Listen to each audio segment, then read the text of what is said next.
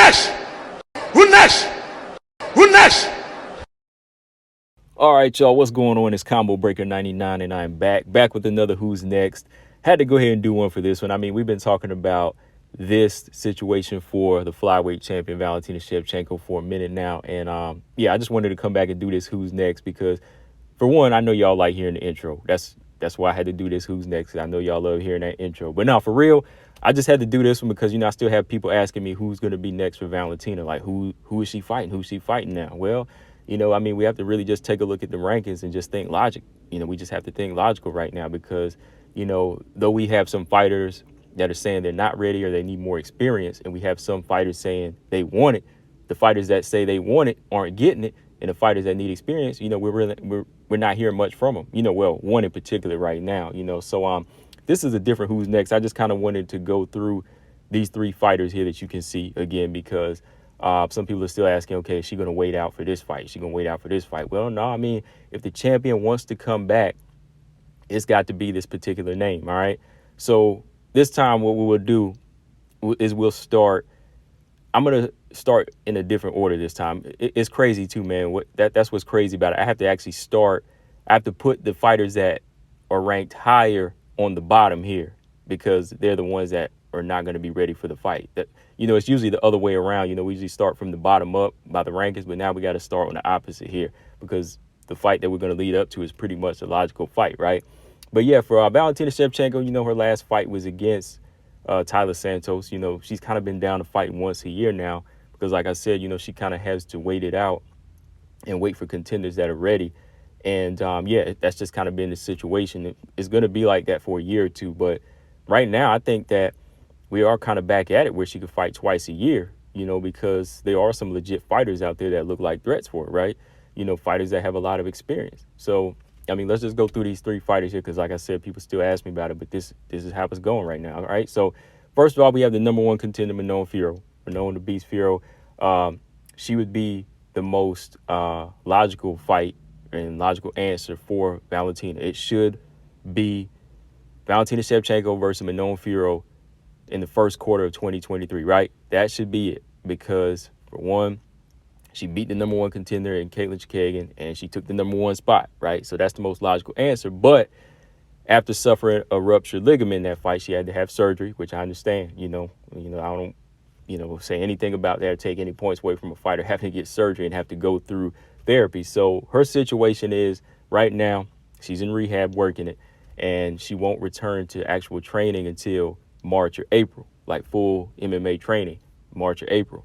And then when she comes back in July or August, which is what she's targeting, she's probably going to fight another fight, which is smart because after you come off of surgery, you probably would want to take another fight to make sure the leg is good, before you jump in there with the champion, right? So that makes sense. But like I said, surgery aside, it should have been Manon because she was the number one, right? Regardless of how she looked in the Katlyn Chookagian fight, I think that should have been the fight that, they would seek instead of any other fight to gain any experience. Because, again, there's not one fight in the division that's going to give you that experience that you need to prepare for Shevchenko. Just preparing for Shevchenko alone is going to have to be, it's going to have to be like its own battle in itself, preparing for that type of fight.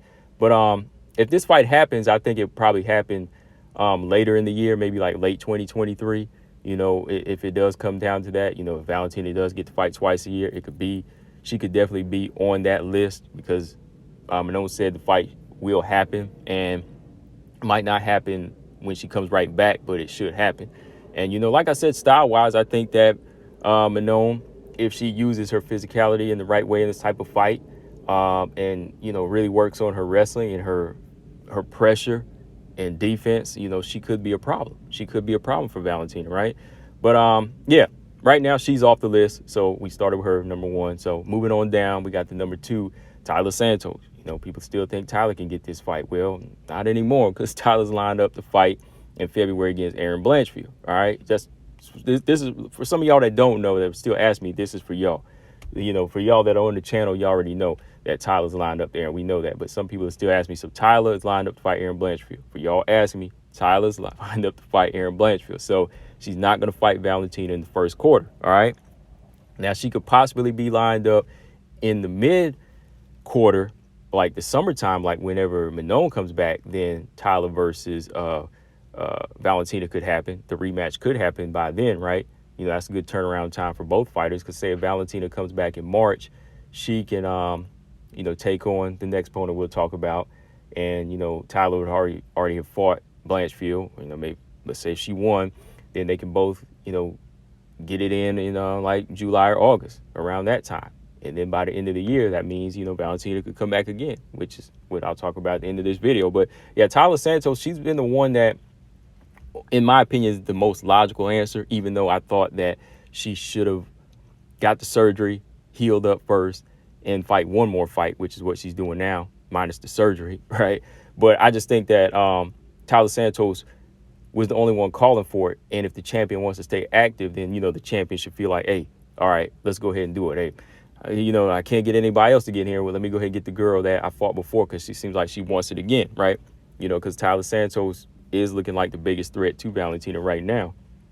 Even though she did wind up piecing Taila up in the last couple of rounds in the fight, you know what I mean? But other than that, I think Taila Santos, I was kind of on the fence here, because she's speaking big game, so that makes me feel like, okay, she'll be the one to give a good fight. But then physically, I don't know if she's prepared, and technically, there's some things I think she could put together to make her performance even better than the last time, right? Because if she comes in with the same game plan, I'm sure Valentina will figure that out. Valentina has more dimensions to her than a Taila Santos. Taila used what is a kryptonite to Valentina Shevchenko, and that's what worked out. But now she needs to add a couple more dimensions to her game and make Valentina respect her, because it's going to be a different fight, I think. For the most part, I think it'll be a different fight that could go more in Valentina's favor. So with Taila Santos lined up to fight Erin Blanchfield, I think that's a good match for her. We'll see whose jiu-jitsu is going to, is going, if any, we'll see whose jiu-jitsu really comes out as the best in this fight. Or if it comes down to the striking, we'll see what type of improvements has been made with Taila striking. So yeah, that name is not going to happen. So just so y'all know, which is crazy again, the number 1 and number 2 would not be in line to fight at Valentina. So we've got, last but not least, the number 5, Alexa Grasso. All right. Alexa Grasso, she looks the part, right? She should be the most logical answer now for Valentina Shevchenko in the first quarter of 2023. Why? Okay, well, let's look. She's 4-0 now. She's got 6 years of experience in the UFC. And there was a point when she was calling for this fight. Now I go all the way back now, because I was checking out interviews. I kind of watched her evolution. In the very beginning, when she moved to this division, she said, I'm going to need a few years to get experience for Valentina. And then a year later, I believe this was in March 2021, like after the JoJo fight, she was like, I'm ready for this fight now, right?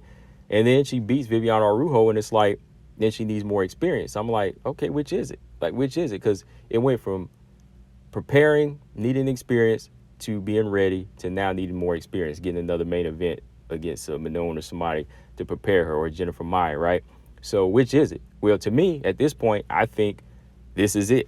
For me, I believe this is it. Because again, if Valentina wants to come back in the first quarter of 2023, she needs somebody to fight. And she can't wait around. The UFC is not going to wait around for somebody to prepare right now, because they've already booked everybody. Everybody has a dance partner except Grasso. Grasso's on a nice win streak.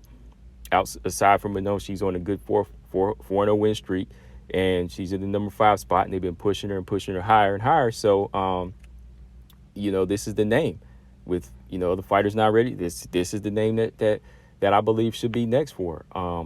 Valentina, she co-signed it as well. She said she would like the Fiorot fight, but with her out, she's like, hey, the next best fight, I'll take Grasso, because she looked great against Viviane Araújo. So if the champ feels like it's a good fight and feels like it's a test for her, they're going to make it, I believe. They're going to make it. Now, how this fight plays out style-wise, I think on the feet, Grasso, that's her best chance to really survive and try to find a way to win, because I think her boxing is sharp enough to find an opening here and there.